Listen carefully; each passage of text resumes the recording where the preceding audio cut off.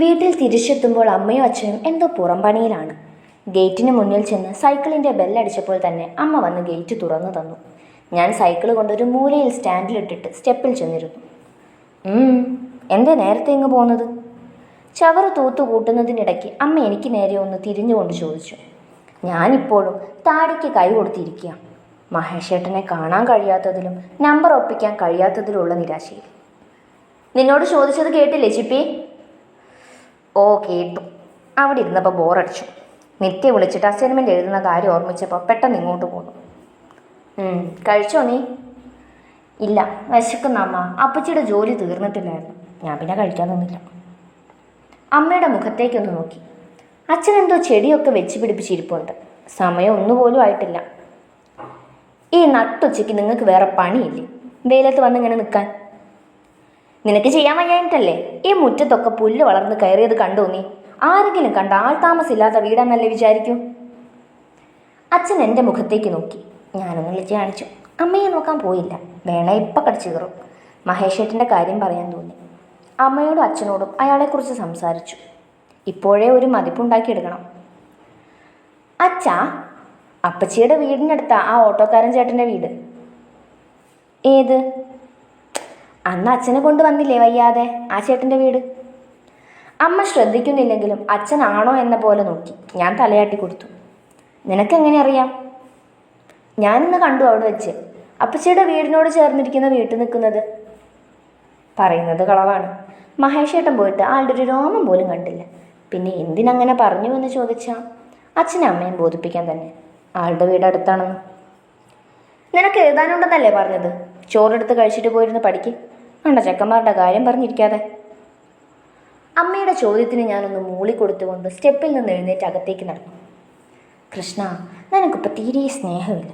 ഇന്നലെ അത്രയും വരെ പോയിട്ട് പോലും മഹേഷേട്ടനെ കാണാൻ പറ്റിയില്ല. നമ്പറും കിട്ടിയില്ല. ഒരു വഴി കാണിച്ച് തന്നൂടെ? പതിവ് പോലെ അടഞ്ഞു കിടക്കുന്ന ശ്രീകോവിലിന് മുന്നിൽ ചെന്ന് കൈകൂപ്പി പ്രാർത്ഥിച്ചുകൊണ്ട് 2 രൂപ വീണ്ടും ഒഴിഞ്ഞെടുത്ത് കാണിക്ക വഞ്ചിയിലിട്ടു. സ്കൂളിലേക്ക് പോയപ്പോഴും കണ്ടില്ല. ഇന്ന് ബസ് കിട്ടി. അതുകൊണ്ട് ആ വഴി നടന്നില്ല. പക്ഷെ തിരിച്ച് ഓട്ടോയ്ക്ക് പോകണം ഉറപ്പിച്ചു വെച്ചു. ക്ലാസ്സിലിരുന്നപ്പോൾ വീണ്ടും ചർച്ച മുറുകി. ഞങ്ങൾ 5 പേരാണ് ഒരു ബെഞ്ചിൽ. ഞാനും നിത്യയും കൂടാതെ അഭിരാമി, പൂജ, മോസിന. അവർക്കും കാര്യങ്ങളൊക്കെ അറിയാം. പക്ഷെ നിത്യയോട് പറയുന്ന പോലെ അത്രയും അങ്ങ് പറയില്ല. അവരും ആലോചനയിലാണ്. മഹേഷേട്ടൻ്റെ നമ്പർ ഒപ്പിക്കാൻ വേണ്ടിയുള്ള ഐഡിയ ആലോചിക്കുന്ന തിരക്കിൽ. ആർക്കും ഒന്നും കിട്ടിയില്ല. 5 പിശാചായിരുന്നു ഏറ്റവും നല്ല വഴി. പക്ഷെ അതടഞ്ഞു. ഇനി എന്ത്? ഡേ, നീ ആ ചേട്ടൻ്റെ അനിയത്തിയോട് ചോദിച്ചു നോക്ക്.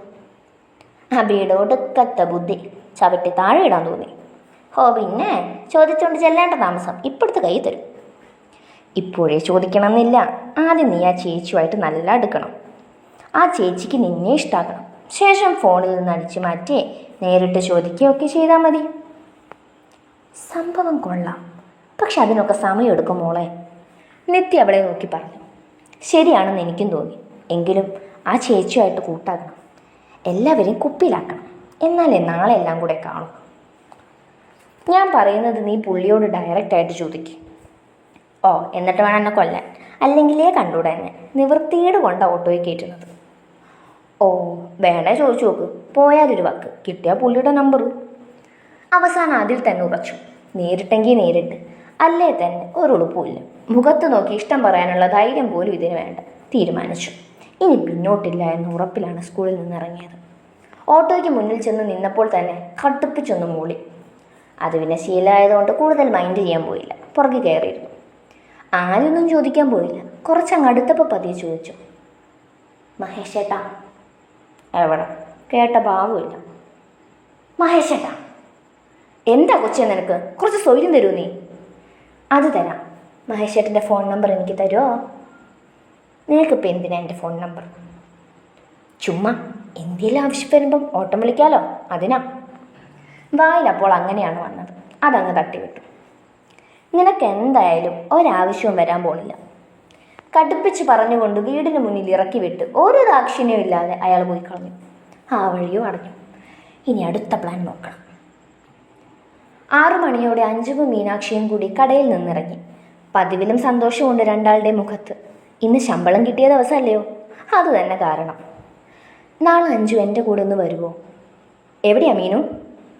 ഒരു ഫോൺ വാങ്ങണം. ഒരുപാട് വിലയുള്ളതൊന്നും വേണ്ട, ഒരു 10,000 രൂപയ്ക്കുള്ളിൽ. ആണോ? എന്നാൽ പിന്നെ ഈ കാശ് ഒന്നിനും തികയില്ലല്ലോടാ. വീട്ടിലെ ആവശ്യത്തിന് പിന്നെ എന്ത് ചെയ്യും? അല്ല, ഞാൻ മുന്നേ കാശ് കൂട്ടി വെച്ചായിരുന്നു അഞ്ചു. ഇതിൽ നിന്ന് ഒരു 2,000 കൂടി അതിലേക്ക് വെച്ചാൽ മതി. ആണോ? നിന്റെ ഫോൺ ഒത്തിരി മോശമായോ? അതിന് കുറച്ചല്ലേ ആയിട്ടുള്ളൂ മാറ്റി വാങ്ങിയിട്ട്. എനിക്കല്ല അഞ്ചു, ഏട്ടന് വേണ്ടിയിട്ടാ. വരുന്ന മകരത്തിൽ ഏട്ടൻ്റെ പിറന്നാളാണ്, അന്ന് ഗിഫ്റ്റ് കൊടുക്കാനാ. ആഹാ, അത് കൊള്ളാലോ. എന്നാൽ നാളെ തന്നെ വാങ്ങാം. മുതലാളിയോട് പറഞ്ഞിട്ട് നമുക്ക് കുറച്ച് നേരത്തെ ഇറങ്ങാം. തലയാട്ടി സമ്മതിച്ചു. അപ്പോഴേക്കും ചെമ്പൂര് പോകാനുള്ള ബസ് വന്നിരുന്നു.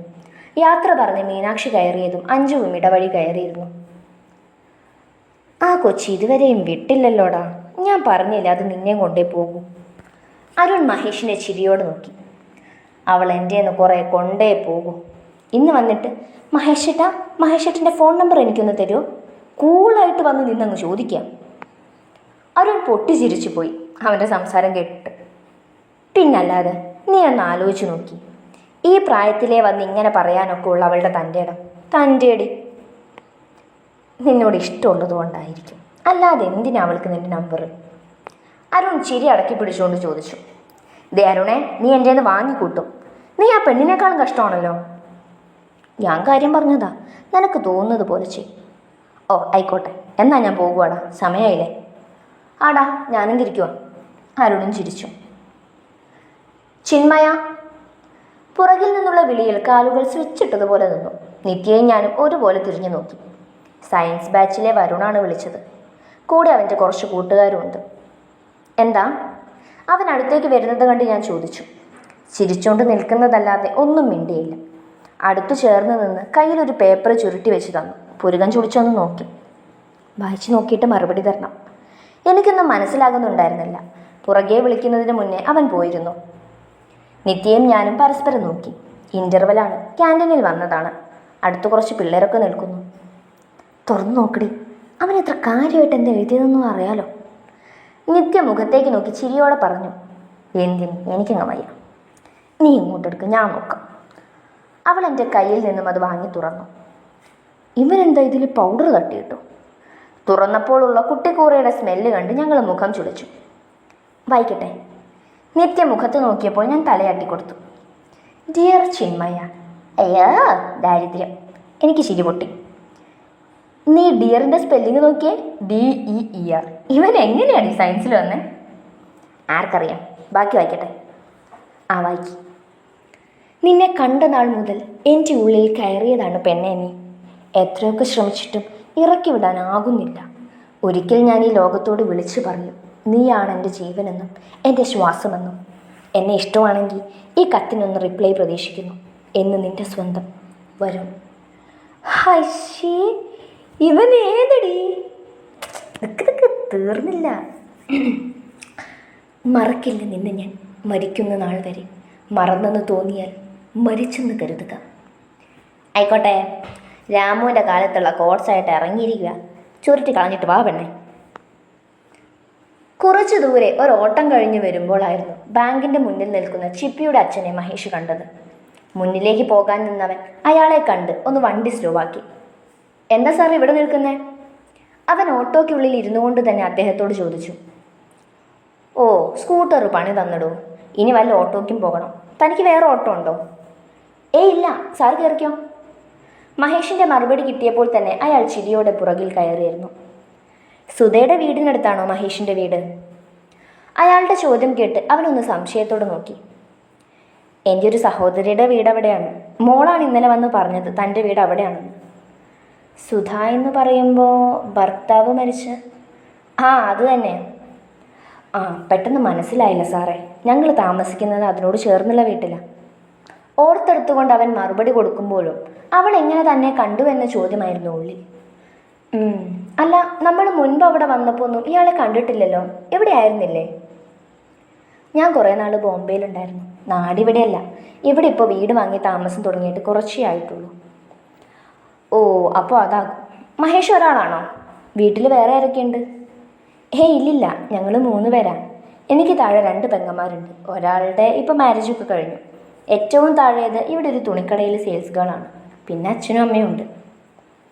അദ്ദേഹത്തിൻ്റെ ചോദ്യങ്ങൾക്കെല്ലാം മഹേഷ് ബഹുമാനത്തോടെയും പുഞ്ചിരിയോടെയും മറുപടി കൊടുക്കുന്നുണ്ടായിരുന്നു. അവൻ്റെ മനസ്സിൽ ഒരു നാൾ കൂടാതെ ആ പെണ്ണിൻ്റെ ഓർമ്മ വന്നു. എത്ര നല്ല മനുഷ്യനായത്. പിന്നെ മോള് മാത്രം എന്താവോ ഇങ്ങനെയായി പോയത്. ചിന്തിക്കാതിരുന്നില്ല അവൻ. സാറിൻ്റെ മോൾ ഇടയ്ക്കൊക്കെ ഓട്ടോയിൽ കയറാറുണ്ട് സ്കൂളിൽ പോകാൻ. അവൻ മറച്ചു വെച്ചില്ല. അദ്ദേഹത്തിൻ്റെ പുരികമൊന്ന് ചുളിഞ്ഞു. ആണോ? സ്കൂളിൽ പോകാൻ നേരത്തെ ഇറങ്ങില്ല. പിന്നെ എന്താ ചെയ്യുക? ബസ് പോയി കഴിയുമ്പാകും പെടച്ചടച്ചോടുന്നത്. ഇപ്പോഴത്തെ പിള്ളേരുടെ കാര്യം. സാറിന് ഒരു മോള് മാത്രമേ ഉള്ളൂ? അല്ലടൂ, ഒരു മോനും കൂടെ ഉണ്ട്. അവനാ മൂത്തത്, എബ്രോഡാണ്. അയാളൊന്ന് നെടുവീർപ്പിട്ടു. അവനും ചിരിച്ചു. വീടിന് മുന്നിലാക്കുമ്പോൾ മഹേഷ് വെറുതെ ഒന്ന് ഉള്ളിലേക്ക് നോക്കി. ആ ചീവിട് പെണ്ണ് അവിടെ എങ്ങാനും ഉണ്ടോന്ന്. എന്തിനാ? ഉണ്ടെങ്കിൽ വേഗം സ്ഥലം വിടാൻ. എന്നാലും മഹേഷിനൊന്ന് കണ്ടില്ലല്ലോ എന്നു. ടി വിയിൽ ചാനൽ മാറ്റിക്കൊണ്ടിരിക്കുമ്പോൾ മനസ്സിൽ അതായിരുന്നു ചിന്ത. ആഗ്രഹിച്ചാണ് ഓരോ ദിവസവും സ്കൂളിൽ നിന്ന് ഇറങ്ങുന്നത്. പക്ഷെ ഫലം കിട്ടാതെ വരുമ്പോഴുള്ള വിഷമമാണ് സഹിക്കാൻ പറ്റാത്തത്. നീ ഓട്ടോയിലാണോ സ്കൂളിൽ പോകുന്നത്? വാതിൽ കടന്നു വന്ന അച്ഛൻ്റെ ചോദ്യം കേട്ടു ഒന്നും ഞെട്ടാതിരുന്നില്ല. ആണെന്നും പറഞ്ഞില്ല, അല്ലെന്നും പറഞ്ഞില്ല. കള്ളം മനസ്സിൽ കിടക്കുന്നത് കൊണ്ട് ആകെ ഒരു വെപ്രാളം. ഇപ്പം എന്തേലും പറഞ്ഞാൽ പണിയാകും. ഇന്ന് സമയം കളയാതെ നേരത്തെ ഒരുങ്ങി ഇറങ്ങണം. ഇനി മുതൽ ബസ്സിൻ്റെ സമയത്ത് പൊക്കോളണം. ഒന്നും മിണ്ടിയില്ല. ഓ എന്ന് പറയാൻ പറ്റില്ലല്ലോ. നാളെ വീണ്ടും ചെന്ന് കയറേണ്ടതാണ്. അതുകൊണ്ട് കള്ളം പറഞ്ഞില്ല. എന്നാലും ഇതാരായിരിക്കും പറഞ്ഞു കൊടുത്തിട്ടുണ്ടാവുക? മഹേഷേട്ടനാകൂ? എന്തായാലും നാളെ ചോദിച്ചിട്ട് തന്നെ കാര്യം. മഹേഷേട്ടൻ അച്ഛനോട് പറഞ്ഞു പാര പണിയാൻ നോക്കിയല്ലേ? ചോദിക്കണമെന്ന് ഉറപ്പിച്ചു തന്നെ അതോ ചോദിച്ചു. എന്ത്? അറിയാത്ത പോലെ തല ചെരിച്ചു നോക്കി. ഒരു വേള എനിക്കും തോന്നി ഞാനല്ലേ എന്ന്. ഞാൻ ഓട്ടോയിൽ കയറുന്ന കാര്യം പറഞ്ഞു. അതിനൊപ്പം നിനക്കെന്താ? വായിൽ പെട്ടെന്ന് അങ്ങനെയാ വന്നേ. രൂക്ഷമായൊരു നോട്ടം കിട്ടി. അതിലൊന്ന് പതറിപ്പോയി. അല്ല, ഏട്ടനെന്തിനാ പറയാൻ പോയേ? കാര്യം ഉണ്ടായിട്ട് എല്ലാം ഇപ്പം നിന്നെ ബോധിപ്പിക്കണം. വേണ്ട, പക്ഷേ ഈ നമ്പർ ഒന്നും വയ്ക്കൂല. ഞാൻ നിങ്ങളെ കൊണ്ടേ പോകും. ബൈ. തിരിഞ്ഞു നോക്കാതെ വേഗത്തിൽ ഇറങ്ങി നടന്നു. ഡേ എന്നൊരു വിളി കേട്ടു പുറകിൽ നിന്നും. എന്താ? കാശ് തന്നിട്ട് കൂടി. തൃപ്തിയായി. ബാഗിൽ നിന്നെടുത്ത് 20 രൂപ ഓടിക്കൊണ്ട് ചെന്ന് കൈ കൊടുത്തു. കണക്ക് വെച്ചിട്ടുണ്ട്. ഒരു ദിവസം എല്ലാം തിരിച്ചു മേടിക്കും. നമ്മുടെ കല്യാണം ഒന്ന് കഴിയട്ടെ. ആ മുഖത്ത് നോക്കി ഒന്ന് കണ്ണിറക്കി ചിരിച്ചുകൊണ്ട് ഓടിക്കളഞ്ഞു. ഈ പെണ്ണ്. അവളെ നോക്കിക്കൊണ്ട് പല്ല് ഞെരിച്ചു അവൻ.